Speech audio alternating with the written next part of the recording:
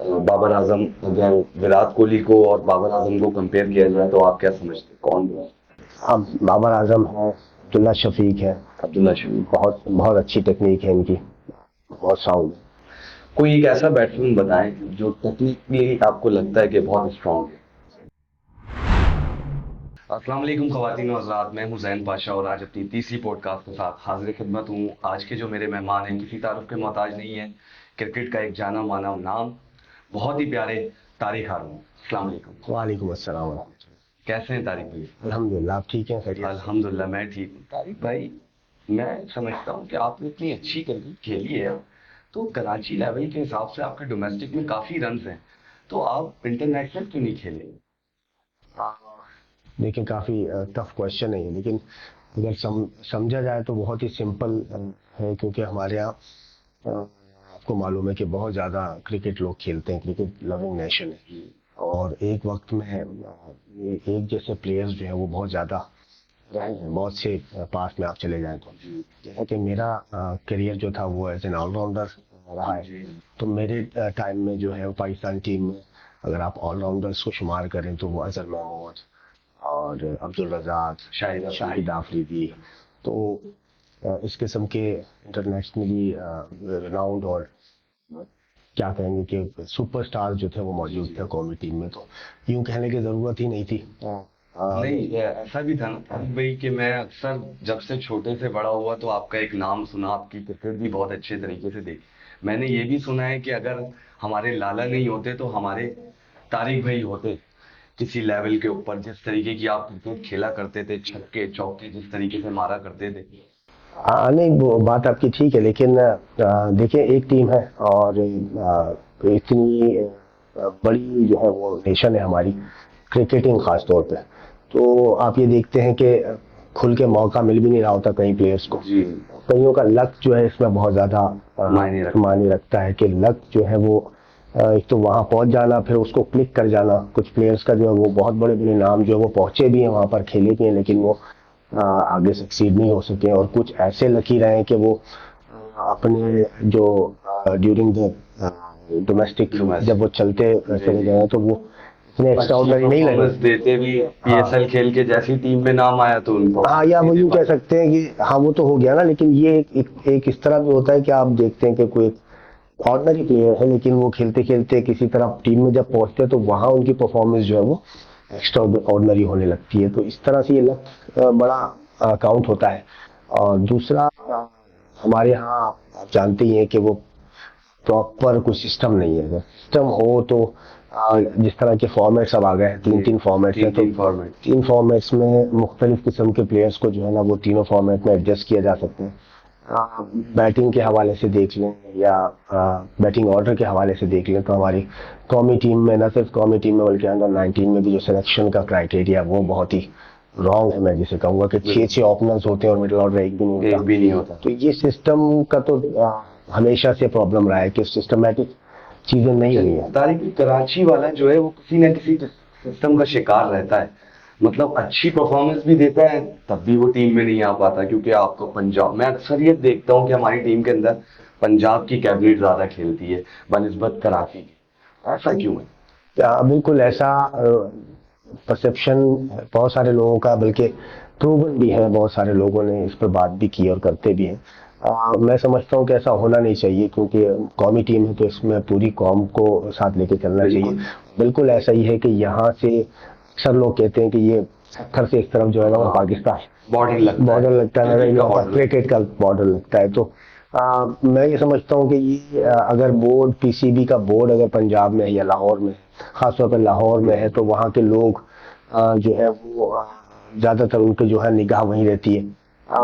इसको इस तरह से भी आप देख सकते हैं कि अगर अगर वो कौमी बोर्ड है तो उसका जो क्राइटेरिया होना चाहिए सिलेक्शन का, और इसको जिसे कहते हैं कि कवर अप करने का, तो पूरे मुल्क में इनके नुमाइंदे, इनके सिलेक्टर्स, इनके कोचेस मौजूद होते हैं। बिल्कुल। तो हर जगह से परफॉर्मेंसेस को काउंट करके और प्रॉपर तरीके से सिलेक्शन होनी चाहिए, लेकिन अनफॉर्चुनेटली ऐसा होता नहीं है। होता यही कि जो करीब करीब के हैं और जो आपकी लॉबी के होते हैं, तो लॉबी वो के। लॉबी के लोग या उनसे रिलेटेड लोग या कोई जैसे मिसाल के तौर पर मैं मोहम्मद हफीज हूँ, एक मिसाल के तौर पर मेरे भी 10 लड़के खेल रहे हैं जिन पे मेरी नजरे करम है, आप इसको कह लें, तो वो लड़का फौरन आपका टीम में आएगा और खेलेगा। बिल्कुल इस तरह से भी हो सकता है। फिर अगर कोटा सिस्टम भी चलता है, आपका कहने का मतलब। नहीं, कोटा सिस्टम तो है ही नहीं ना। अगर अगर कोटा हो तो फिर 4 सूबे हैं तो 20 लड़के, 5 लड़के हर सूबे से ले लें, ठीक ऐसा है। नहीं। आप देखते हैं कि बलूचिस्तान से तो रेयर कोई आता है। हाँ बिल्कुल ऐसा ही अभी है। अभी वो हसीब को खिलाया जी है जी लोगों ने। बिल्कुल, हसीब खेले। तो बेसिकली जो मेरिट है वो मेरिट नहीं है। और मेरिट क्यों नहीं है? क्योंकि जो लोग अपॉइंट हैं वो मेरिट पे अपॉइंटेड नहीं है। यहाँ पर सिलेक्शन है, ऊपर भी इलेक्शन नहीं है। आप देखते हैं पीसीबी में जी जी। सिलेक्टेड लोग आते हैं, सिलेक्शंस होती हैं, चाहे वो कोचेस को अपॉइंट करना हो, चाहे वो यहाँ तक कि चेयरमैन को अपॉइंट करना हो। तो वो सिलेक्टेड लोग आते हैं तो फिर वो लिमिटेड होते हैं। जो इलेक्ट होकर आते हैं तो फिर वो पावरफुल होते हैं। पावरफुल तो ये एक तो गैर जमहूरी मामलात भी है, बिल्कुल इसको ऐसा भी ही आप कह सकते हैं। तो बहुत ज्यादा प्रॉब्लम्स हैं। प्लेयर T20 खेलकर बनता है, या ओडीआई क्रिकेट खेलकर बनता है, या टेस्ट क्रिकेट खेलकर बनता है? कौन सी क्रिकेट ऐसी है जिसको सबसे ज्यादा खेला जाएगा तो पूरा हमें प्लेयर निखार आएगा उसके अंदर, एक हमें समझ में आए कि कोई ऐसा प्लेयर बने कि वो टेस्ट खेले या T20 खेले या ओडीआई? देखिए, टेस्ट क्रिकेट जो है ना वो बेसिक क्रिकेट जो है वो टेस्ट क्रिकेट है, और उसी में हर तरह की सिचुएशन आती है। और उसका नाम क्यों टेस्ट क्रिकेट है? क्योंकि वो उसमें टेस्ट होता है प्लेयर, ठीक है। उसकी हर तरह से बिल्कुल। जांच पड़ताल होती है कि बहुत उसमें अच्छी बात है। टेम्परामेंट कितना है, बिल्कुल है। और उसमें एग्रेशन कितना है, उसमें जो है बर्दाश्त कितनी है, वो कितना प्रेशर ऑब्जर्व कर सकता है, या वो कितना प्रेशर डाल सकता है, या वो नाकाम होकर पहली इनिंग में, दूसरी इनिंग में बाउंस बैक कर सकता है। बिल्कुल। फाइट करने का मौका, टाइम, सब चीजें उसमें मौजूद होती है। टेस्ट क्रिकेट जो है वो रियल क्रिकेट है। देखिए, वनडे क्रिकेट हो गई और अब T20 पे T10 आ गई। और T10 भी आ गई। ये सारी इसलिए आई कि इसमें एंटरटेनमेंट हो और क्राउड पुलिंग जो था इसको आप पैसे मामला, की तरफ भी ले जा सकते हैं। कमर्शलाइज करना और Commercialize। क्राउड को लेकर आना हो, एंटरटेनमेंट इसमें बहुत ज्यादा है। टेस्ट क्रिकेट और उसके बाद वनडे क्रिकेट, ये इसमें किसी हद तक जो है वो परफॉर्मेंस करना और परफॉर्मेंस के लिए आपकी एबिलिटी का पता चल जाना वो काफी होता है। लेकिन T20 क्रिकेट ऐसा है कि वो एक फ्लूक होता है, किसी का लग जाता है तो लग गया, नहीं तो नहीं। लेकिन अगर आप देखा जाए तो लोग स्पेशली तैयारी करते हैं, T20 स्पेशलिस्ट बनना चाहते हैं, बिल्कुल। बैट्समैन हो, एक होता ही या bowler हो। प्रॉपर T20 प्लेयर भी ऐसे हैं, जी जैसे हाँ, बहुत सारे हमारे प्लेयर्स हैं वो अपना जो सिर्फ उसी T20 में ही गेंदबाजी कर सकते हैं और बल्लेबाजी उसी की तैयारी करते हैं, उसी का उन्होंने फ्रेम उनका बनाया हुआ रुझान है। नहीं होता 50 ओवर की। बिल्कुल, क्योंकि वो जो क्रिकेट है वो बहुत लेंथी भी है और बिल्कुल बहुत ऐसे। ज्यादा वो फिटनेस की भी जरूरत है, 10 ओवर भी एक बॉलर ने करानी। वनडे में 10 है, फिर टेस्ट क्रिकेट में जो है वो तो पूरा दिन ग्राउंड में खड़े रहना है। बिल्कुल। तो लेंदी भी है। और लेकिन अगर किसी को प्लेयर बनना है तो वो जरूर जो है वो लॉन्गर वर्जन की क्रिकेट को प्रेफरेंस दे, ताकि वहां पर प्लेयर बनने की, अपनी प्रोग्रेशन लाने की अपने गेम में,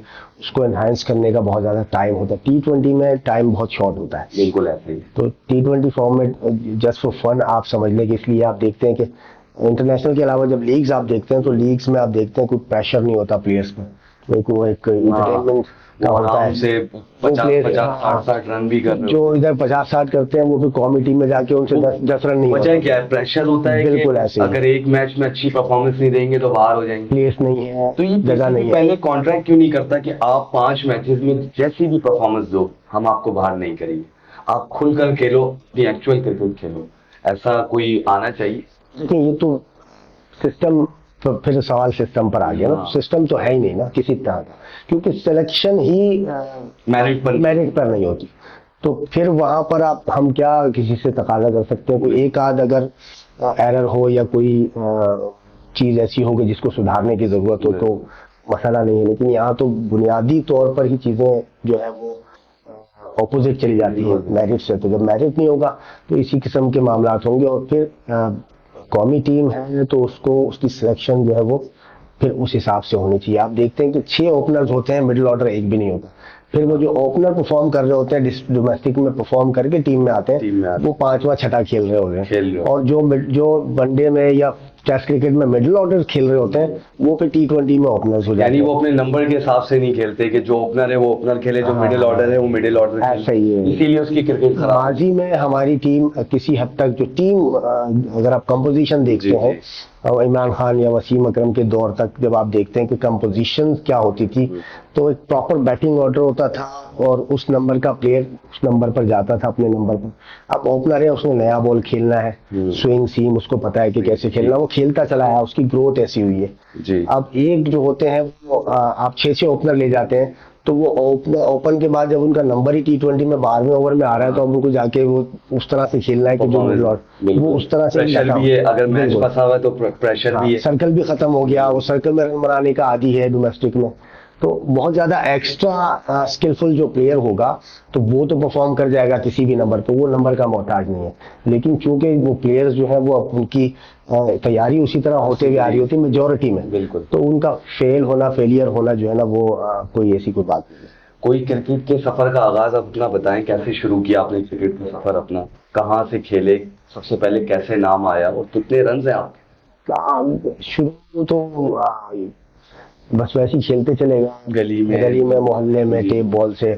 फिर स्कूल क्रिकेट आई, वो खेली, स्कूल क्रिकेट में बहुत रन बनाए हार्ड बॉल से। फिर हार्ड बॉल की मोहल्ले की टीम थी, वहां से खेले।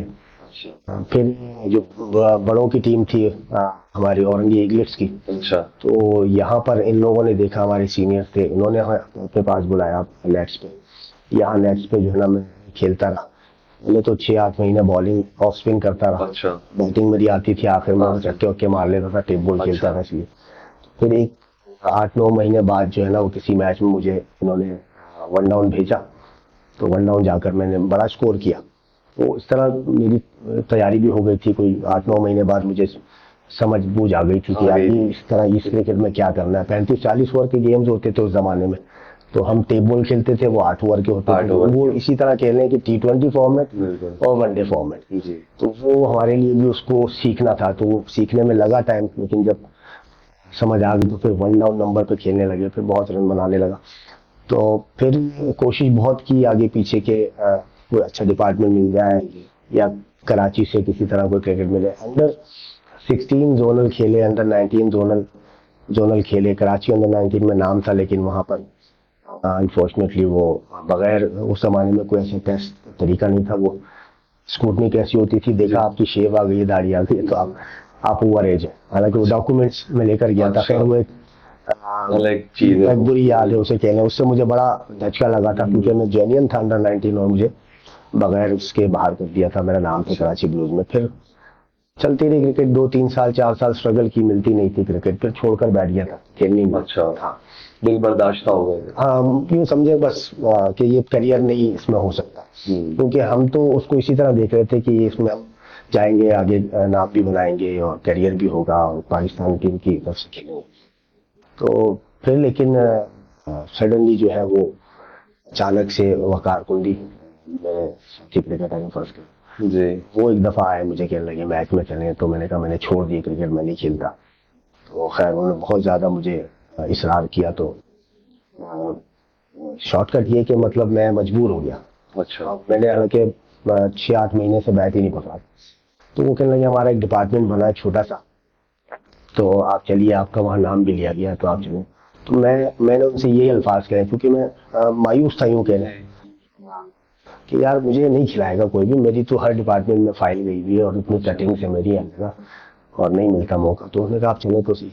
जब गए तो वाकई वो एक छोटा डिपार्टमेंट था और मेरिट पे वहाँ पर टीम बन रही थी। मोहम्मद अली जफर हमारे बहुत ही बड़े सीनियर कोच और उस्तादों में से जो वहाँ पर टीम चला रहे थे, उनसे बहुत सीखने को मिला उस टीम में। वहाँ मैंने ट्रायल बेसिस पे 3 मैचेस खेले और तीनों मैचेस में मैंने 50 किया अल्हम्दुलिल्लाह। तो मुझे वहाँ पर कॉन्ट्रैक्ट लेटर मिल गया। जब कॉन्ट्रैक्ट लेटर मिला तो मुझे यकीन नहीं आ रहा था। और कितनी एज थी आपकी? मैं उस वक्त हो गया था 23-24, क्योंकि लेट हो गया था। मेरे साथ सारे अंडर 19 थे, सारे, पूरी टीम अंडर 19 थी, एक मैं वाहिद 23 या 24 साल का। तो वहां से फिर करियर मेरा स्टार्ट हुआ है। फिर साल नहीं लगा कि मैं फिर कराची में मेरा नाम जो है वो टॉप लेवल पे आ गया। कराची लेवल पे फिर जो है वो नाम मशहूर होने लगा। और हालांकि उससे पहले बात ये थी कि मुझसे जब कोई जिक्र करता था उस पीरियड में जब मैं छोड़ दी थी क्रिकेट, तो मैं कहता था यार अभी नाम ट्रायल में आ ही जाए अगर अखबार में कि यार मधु किया है, उस टाइम अखबारों का दौर बड़ी बात होगी कि यार बड़ी मेरा बात। नाम भी जो है वो ट्रायल्स पर जो है वो कॉल किए हुए लड़कों में हो, तो मेरे लिए यही काफी होगा कि मैं कह सकूंगा आगे आने वाले लोगों को कि मैं अच्छा क्रिकेटर था। और चलो इस लेवल पर यानी मैं बिल्कुल गिव अप कर गया था। लेकिन फिर अल्हम्दुलिल्लाह ऐसा हुआ कि एक साल में कराची में टॉप किया, उस लीग में हीरो पार्क ट्रॉफी होती थी उसमें लीग किया अपने डिपार्टमेंट की तरफ से। फिर ट्रायल्स पे गया, वहां सेलेक्ट हुआ, और फिर इत्तेफाक से आप ये देखें कि इतने सालों की मेहनत के बाद जब नाम आया तो मैं अनफिट था, मेरे पैर के अंगूठे में जो है वो एक जख्म हो गया था, उससे पस पड़ गई। अब मैच पे बुलाया था जिस दिन, 2 दिन मैच थे, तीसरे दिन ट्रैवल करना था टीम में, तो मैं चला गया और मैंने जो है ना, आपने जिक्र किया कि यादगार बताना, अब यादगार क्या है ये देखिए, इसमें बिल्कुल ऐसे ही एक सबक भी है और एक जिसे कहेंगे जिसको जो उससे लेना चाहे वो ले सकता है, जिसे कहते हैं ऑनेस्टी में जो है ना वो कितनी बरकत होती है। तो मैं जानता किसी को नहीं था, तो मैं पहुंचा, हो रहे थे, तो मैं चप्पल में गया और जाहिर में जूता पहन नहीं सकता। तो मैं वो कॉर्नर पे नेट्स के बाहर खड़े होते हैं जो सामने, एक दो प्लेयर्स को देखा, तो एक को मैंने पहचान लिया, अफसर नवाज होते हैं, बहुत अच्छे फर्स्ट क्लास क्रिकेटर, उनसे मेरी थी दुआ सलाम। तो मैंने उनसे कहा यार सर भाई कप्तान कौन है? कहने लगे क्यों, तुम ऐसे जैसे आओ ना, तुम तैयार होके नहीं आए? मैंने कहा मैं अनफिट हूँ और मुझे प्रॉब्लम है, मैं बताऊंगा कप्तान को। वो जमाना कप्तान का होता था, उसमें कोच मैनेजर उस दौर में इतने ज्यादा हुए नहीं थे, वो फिर अनाउंस होते थे और जाते थे टीम के साथ। तो उन्होंने मुझे कहा कि यार तुम ऐसा क्यों कर रहे हो, तुम्हारा नाम आया और तुम बता दोगे बाहर हो जाओगे? तो मैंने कहा नहीं, मुझे बताना चाहिए। तो मैं चला गया, मुझे बताया गया कि कप्तान वो बिल्कुल बॉलिंग एंड पे खड़े हैं और बैटिंग बैट्समैनों को देख रहे हैं। मंसूर खान कप्तान थे। तो मैं पहुंचा उन तक, मैंने सलाम किया, तो उन्होंने मुझे यूं देखा, बोला भाई यहाँ कैसे आ गए ना, उसमें कोई आ गया आउटसाइडर चप्पलों में। तो मैंने कहा भाई मेरा ना नाम है आपकी टीम में, कराची की टीम में नाम है, तो तुम ये ऐसे कैसे आ गए, जूते का? मैंने कहा वो बात सुने आप मेरी। तो बोले, तो मैंने बताया, मैंने कहा मेरा अंगूठा जख्मी है और मैं तो जूता नहीं पहन सकता, तो मैंने सोचा मैं आपको आके बता दूं। तो वो यूं मुझे देखने लगे और मुतासिर हुए बहुत ज्यादा, मुझे साइड पे लेकर मुझे कहने लगे यार ये मेरी जिंदगी का पहला वाकया है कि इतनी ऑनेस्टी से तुमने आके बता दिया कि तुम्हारा अंगूठा जख्मी भी पहन सकते थे, कुछ भी कर सकते थे, पट्टी लपेट के आके नाम आया कराची की तरफ से, बड़ी बात होती है जाना टूर करना, इतनी मेहनतें और ये वो। तो मैंने कहा सर वो सब अपनी जगह है, मेरी मेहनतें हैं, सब कुछ है, मेरी ख्वाहिश थी, पहुंच भी गया, बड़ी खुशी थी, लेकिन ये जख्म है, लेकिन मैं इस सबको अपनी ख्वाहिश को पूरी करने के लिए मैं झूठ नहीं बोल सकता, झूठ का सहारा ले सकता, मैं आपको बता दूं, बाकी आपकी मर्जी, आप कहेंगे, मैनेजमेंट कहेगी तो मैं इसी तरह चलने को तैयार। लेकिन उन्होंने मुझे शाबाशी दी, मेरे कंधे पे हाथ रखा, बोला आप नेक्स्ट ईयर जो है ना आप मेरी टीम में होंगे पहले से।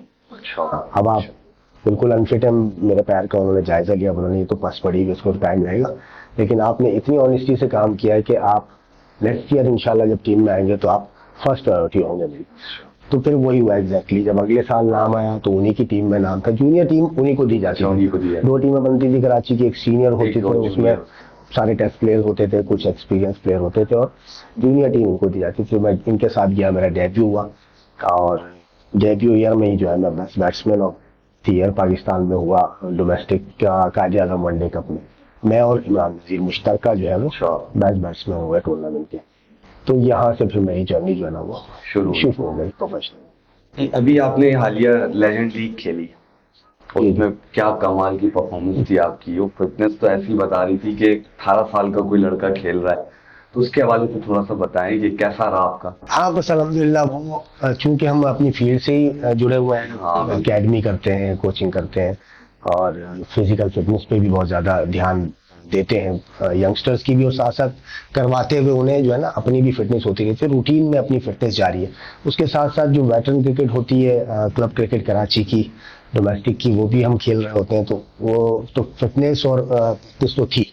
जब वो लेजेंड उसमें वो असल में ग्लोबल कप था, बेसिकली वो वर्ल्ड कप था, लेकिन चूंकि उसी दौरान उसके बाद वर्ल्ड कप आईसीसी का होना था, तो आईसीसी ने रिक्वेस्ट करके कहा कि आप ग्लोबल कप नाम रख लीजिए, क्योंकि इसके बाद हमारा वर्ल्ड कप होगा तो वो कहीं मुतासिर ना होगा नाम की वजह से। तो उसमें बहुत ज़्यादा मज़ा आया, इंटरनेशनल टीम्स के अगेंस्ट खेले। और जाहिर है हाँ, फिटनेस इस लेवल पे बहुत कम प्लेयर्स थे जो कि थे टच में, जैसे अब्दुल रज़ाक जी जी थोड़ा बहुत थे, लेकिन मिसबा की फिटनेस बहुत बहुत अच्छी थी। अच्छी। और मोहम्मद शमी की फिटनेस अच्छी थी, वो भी टच में थे, और जो मेरे साथ जो कुलीग थे कुछ, लेकिन वो मुतासिर ज़रूर हो रहे थे रज़ाक मिसबा वगैरह कि यार आप लोगों ने अपने आप को बड़ा बड़ा मेंटेन रखा मेंटेन। हुआ है। तो बिल्कुल वो हेल्पफुल रहा, क्योंकि रूटीन से काम हो रहे थे, इतनी दुश्वारी नहीं हुई खेलने में, और बहुत मज़ा आया। अभी आप क्या समझते हैं कि पाकिस्तान टीम के अंदर ऐसा कौन सा बॉलर है जो वसीम अकरम साहब का रिकॉर्ड तोड़ सकता है या वकार यूनिस साहब का रिकॉर्ड तोड़ सकता है, उसमें इतनी एबिलिटी है?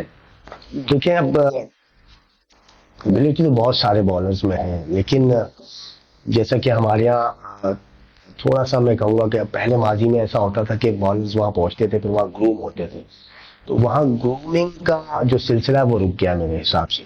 आप देखिए नसीम शाह को मैं समझता हूँ, उसे मैं हाईली रेट करता हूँ, उसकी जो बॉलिंग है उसमें वेरिएशन भी है, और उसकी उसकी जो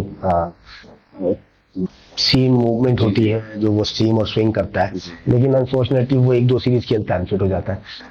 तो ये स्टाइल मायने नहीं रखता है तो जाहिर उसकी है, वजह से। हाँ, वो उनका जो भी टेक्निकल एरर्स आ रहे होंगे। एहसान एहसान उल्लाह आए थे अभी, बहुत तेज बॉलर वो जी भी आए जी थे, वो भी अनफिट हो गए, उनके भी प्रॉब्लम आ गई। तो शाहीन जो है वो किसी तरह चल रहे हैं, उन्हें भी जी जी प्रॉब्लम्स उनको रहती भी हैं इसी प्रॉब्लम्स तरह। रहती है। तो रिकॉर्ड तो जब टूटेंगे ना, जैसे वसीम अकरम जब खेले हैं तो वो फिर कंटिन्यू खेले, कंटिन्यू। फिर एक आध दफा अगर इंजर्ड होकर बाहर हुए, लेकिन वापसी अब आए ये हैं और कंटिन्यू सौरभ खेले। गंगुली का बयान आया है कि वो 10-10 20-20 ओवर उनको हमने नेट में 30-30 ओवर बॉलिंग करते हुए देखा है, क्या ये जी वाकई ऐसा हाँ, है? जी हाँ, तो वो क्योंकि वो बॉलिंग बहुत किया करते थे, बॉलिंग मसल्स उनके डेवलप हो गए थे। दूसरा उनका बॉलिंग एक्शन जो था वो इंजरी फ्री था। अगर जी। इनिशियली शुरू में, करियर के शुरू में अगर प्रॉब्लम्स आई होगी, लेकिन उन्होंने वहीं से चीजें ठीक करके अपने एक्शन को अलाइन किया, और वो करियर के एंड तक आप देखें कि वो छोटे से स्टार्ट से जो है वो तेज गेंद करते थे। बिल्कुल ऐसे ही। तो यही चीजें अब जरूरत होती है इस बात की कि अब जो बॉलर्स आए, अगर उनका एक्शन, क्योंकि नेचुरली आ जाते हैं हमारे यहाँ, प्रोसेस तो ऐसा कोई है नहीं कि वहाँ नीचे ही उनको ग्रास रूट लेवल पे ही उनकी टेक्निक को जो है बेहतर किया जाए, नेचुरली अच्छे होते हैं, आ जाते हैं। अब जब प्रॉब्लम्स होती हैं तो आई थिंक एनसीए को चाहिए कि मजीद इस पर जो है ना वो फोकस किया जाए। आप देखिए हसनैन भी आए थे, वो भी जी जी अनफिट हो गए थे, फिर थोड़ा बॉलिंग एक्शन का भी उनका जी इशू आ गया था। तो देखें, टैलेंट तो खुदा की देन है, और वो कहीं भी हो सकता है, पाकिस्तान हो चाहे दुनिया में कहीं भी। लेकिन हमारी खुशकिस्मती ये है कि हमारे यहाँ फास्ट बॉलर्स बहुत ज्यादा आते हैं, ज्यादा। ऐसी बात नहीं है और कि वो इंजर्ड भी बहुत ज्यादा होता हाँ, वो इंजर्ड इस वजह से होते हैं कि वो अवेयरनेस नहीं होती उनको अपने एक्शन को लेकर। उसे पहले से अलाइन कर लेना चाहिए, जो भी बायोमैकेनिक्स है। है जी जी उसको ठीक कर लें, अगर पहले नहीं है तो टीम में आ गए हैं तो यहाँ पर पीसीबी और उनके मैनेजमेंट को चाहिए, या टीम मैनेजमेंट को चाहिए कि वो देख लें कि ये कौन कौन से बॉलर्स हैं जिनको जो है ना हमें काम करने की जरूरत है। ये नहीं कि हम एक सीरीज खिलाएं और अगली सीरीज में वो दस्तयाब ना हो। तो इससे बेहतर है कि खिलाने से पहले ही उनके एक्शन पे जो है ना वो काम कर लिया जाए, या एक दफा अनफिट हो गए तो दोबारा उनको इस तरह से फिट करके लाया जाए कि वो दोबारा आगे चल के जो है ना अपने करियर में अनफिट ना हो। तो फिर जरूर वसीम अकरम के भी रिकॉर्ड टूटेंगे, सबके टूटेंगे। क्रिकेटर की जो डाइट प्लान है वो आवाम जो खाती है उससे बिल्कुल डिफरेंट होती है, मुख्तलिफ होती है, या वही चीज वो भी वही खाते हैं, या कुछ ऐसी चीजें होती हैं कि जिनको खाने से उनकी बॉडी में एक तंदुरुस्ती रहती है? आने बिल्कुल थोड़ा आम आम रूटीन में वो नहीं खा सकते, खा पी सकते हैं, क्योंकि जाहिर है उन्हें हार्ड वर्क करना होता है, एग्जर्शन होता है बॉडी का, वाटर इनटेक उनका बहुत ज्यादा होता है, फिर उन्हें अपनी जो बैलेंस डाइट है उसका ख्याल रखना पड़ता है। उसमें प्रोटीन, मिनरल्स हैं, विटामिन हैं, कार्बोहाइड्रेट्स हैं और फैट्स हैं, ये सारे कितनी कितनी मिकदार में चाहिए इन्हें बता दिया जाता है। अब जितनी भी टीम्स बनती हैं, इतनी अवेयरनेस तो है, डॉक्टर्स होते हैं साथ में और फिजिशियंस होते हैं, प्लेयर्स की अपनी भी ये कोशिश होती है कि वो किस तरह से चीज़ों को सीखें। बहरहाल जो लोग सीख जाते हैं वो करते हैं, लेकिन हमारा कल्चर जो है ना वो इस चीज़ को बहुत ज्यादा आड़े आता है, इसको डाइट को प्लान करने और तेल वाली जी हाँ, चीजें ज्यादा। घर में है या कहीं भी किसी ने बुला लिया खाने पे तो वहां पर। लेकिन मैं समझता हूँ कि प्लेयर्स को खुद ही अपनी केयर करनी चाहिए, क्योंकि यहाँ कल्चर वो नहीं है, रोटी कल्चर है, कढ़ाई कल्चर है। आप चले जाते हैं यूरोप वगैरह में, वहां तो बिल्कुल रूखा है। हाँ बिल्कुल रूखा तो वहां उनको कोई प्लान करने की जरूरत नहीं पड़ती है। हमारे यहाँ रोटी कल्चर है, तो रोटी में कैलोरीज बहुत हाई होती है, फिर तेल घी भी भी है, लगता फिर वाइट शुगर है, बिल्कुल। उसकी कोई वो नहीं है। तो फिर जब हम देखते हैं कि कैलोरीज काउंट करते हैं तो वो फिर जरूरत से बहुत ज्यादा एक्सेस कर जाती है। इसी वजह से इंजरी का एक दूसरा एलिमेंट आपने सवाल किया था, तो वो डाइट को कंट्रोल न करने से भी इंजरी हो सकती है, यानी excess of meat, red meat, या एक्सेस ऑफ वाइट शुगर, या एक्सेस ऑफ फूड, जो भी आपकी केमिकल, तो आपकी जो बैलेंस डाइट की जरूरत है उससे किसी भी चीज की ज्यादती हो गई या किसी चीज की कमी हो गई तो वो भी आपको इंजरी की तरफ ले जा सकती है। कुछ अपनी एकेडमी के हवाले से बताएं कि कैसा चल रहा है। माशाल्लाह बड़ी मेहनत कर रहे होते हैं, बड़ी पोस्टर देख रहा होता हूँ, वो कोई किसी को आप स्टेट बता रहे थे, कुछ तो बताएं कैसा है। हाँ, बहुत जबरदस्त है। लेकिन बीच में लॉकडाउन था और सब चीजें बिल्कुल रुक गई थी। खासतौर पर हमारी क्रिकेट तो बहुत ज्यादा इससे मुतासिर, उससे पहले से हो गई थी, क्योंकि डिपार्टमेंट क्रिकेट बंद हो गई थी और हम ऑलमोस्ट रिटायर हो चुके थे, हम सपोर्ट स्टाफ में आ गए थे। पेंशन तो मिल रही है? नहीं, कुछ भी नहीं। बॉलिंग कोच था मैं लास्ट टाइम SSGC क्रिकेट की जो टीम थी उसमें, तो वो टीम्स बंद हो गई। तो टीम्स बंद हो गई तो थोड़ी अरसे में फिर लॉकडाउन आ गया, तो सब जिंदगी रुक गई थी कोई साल भर। जी। उसके बाद जो है ना वो हम वैसे ही ये पार्क में जो है ना वो ट्रेनिंग किया करता था, मैं मेरे साथ कारवां बनता चला गया। फिर वहाँ अपॉर्चुनिटी मिली बख्तियार यूथ सेंटर पे कि वहाँ कोचेस आए गए, लेकिन कोरोना की वजह से फिर मामला बन नहीं पाए, तो फिर वहाँ स्टार्ट किया। तो अल्हम्दुलिल्लाह फिर वो ऐसा है कि ये क्योंकि हमारी लाइफ में ये सारी चीजें हैं, फिटनेस पे तो मैं काम बहुत ज्यादा जोर देता था यंगस्टर्स। हाँ, मैंने अक्सर देखा। तो जब अकेडमी में एज हेड कोच गया तो वहां मैंने खुद 2 दिन नेट्स और 1 दिन फिटनेस का मैंने जो है वो रखा है लाजमी उन लोगों के लिए, उन प्लेयर्स के लिए कि जो इस नजरिए से या इस सोच से आते हैं कि हमने कुछ बनना है क्रिकेट में या आम जिंदगी में भी कुछ करके दिखाना है। तो फिर ये उन्हीं के लिए होता है कि आप ठीक है 2 दिन आपके नेट्स, तीसरा दिन आपको जो है ना फिजिकल फिटनेस का है, उसमें आप जितनी ज्यादा अपने फिटनेस पे, अपनी डाइट पे ध्यान देंगे, अपनी बॉडी पे ध्यान देंगे, क्योंकि ये काम जो है वो बॉडी से ही होना है। कोई सा भी खेल हो उसमें आपकी बॉडी इन्वॉल्व होती है, उसको इतना स्ट्रांग, इतना मजबूत, फ्लेक्सिबल और इतना मोबाइल बना लें आप कि आप सिर्फ क्रिकेट ही नहीं बल्कि और भी आम जिंदगी में जो है ना वो आप नजर आने चाहिए कि आप एक एथलीट है, एक मजबूत इंसान है। तो फिर ना सिर्फ स्पोर्ट्स में बल्कि जिंदगी में और भी कभी भी कोई टफ टाइम आ सकता है, कोई मुश्किल आ सकती है, तो वहां पर आप फिजिकली मेंटली जो है वो खड़े रहें। कोई एक ऐसा बैट्समैन बताएं जो टेक्निकली आपको लगता है कि बहुत स्ट्रांग है। अब बाबर आजम है, अब्दुल्ला शफीक है। अब्दुल्ला शफीक बहुत बहुत अच्छी टेक्निक है इनकी, बहुत साउंड। बाबर आजम, अगर विराट कोहली को और बाबर आजम को कंपेयर किया जाए तो आप क्या समझते हैं कौन है? देखिए, कंपैरिजन मैं तो वैसे करता नहीं हूँ, लेकिन आम पब्लिक के लिए वो पब्लिक जरूर करती है कि यार वो अच्छा है और ये ऐसे ही है, वो वैसे ही। प्लेयर्स की मुख्तलिफ प्लेयरों की मुख्तलिफ क्लास होती है, तो एक को दूसरे से कंपेयर करना भी नहीं चाहिए। बाबर आजम टेक्निक वाइज और बैलेंस वाइज जो है वो बहुत अच्छे हैं, बहुत अच्छे। अब इवन जो है वो कोहली भी उसी लेवल के। कोहली की क्लास अलग है, बाबर की क्लास वो मैच विनर टाइप का है। वो जो है ना वो मैच को सिर्फ चलाना नहीं बल्कि मैच को जिताने की भी उसमें लिया था। बिल्कुल। अच्छा, मैं ये समझता हूँ बाबर में भी मौजूद है, लेकिन बाबर ने अपने आप को महदूद कर रखा है, ये मेरी अपनी जाती राय और अब से नहीं है कि जब से बाबर जो है वो एक वर्ल्ड क्लास प्लेयर होकर सामने आया, मैं तब से ये कह रहा हूँ कि बाबर भी इस किस्म का प्लेयर बन सकता है। और उसमें आप झलक देखते हैं कि वो एक ओवर में 2-2 छक्के मार सकता है, मारे भी। तो यही तो होता है फिनिशर, वो कभी भी चाहे 2 छक्के मार दे। एबिलिटी, कैपेबिलिटी बल्कि मौजूद है मैं समझता हूँ, लेकिन अगर इंसान अपने आप को खुद ही लिमिटेड कर ले और नेरो कर ले कि मैंने अपने गोल्स और अपनी जो है वो अचीवमेंट जो है वो रख ले कि मैंने इस पर चलना है, तो फिर वो उसी पर चलेंगे। लेकिन स्टिल जो है वो वर्ल्ड क्लास है। लेकिन मैं आपके प्रोग्राम के तवज्जुह से उनसे रिक्वेस्ट करता हूँ कि वो इससे भी बड़ा सोचें, और वो मैं समझता हूँ कि किसी भी प्लेयर, वर्ल्ड क्लास कोई भी प्लेयर है, वो उससे भी ऊपर के प्लेयर है। अगर वो उस तरह से सोचने लग जाए वो मैच विनर भी हो जाएंगे। बहुत शुक्रिया तारिक भाई आपका वक्त देने के लिए। Thank you.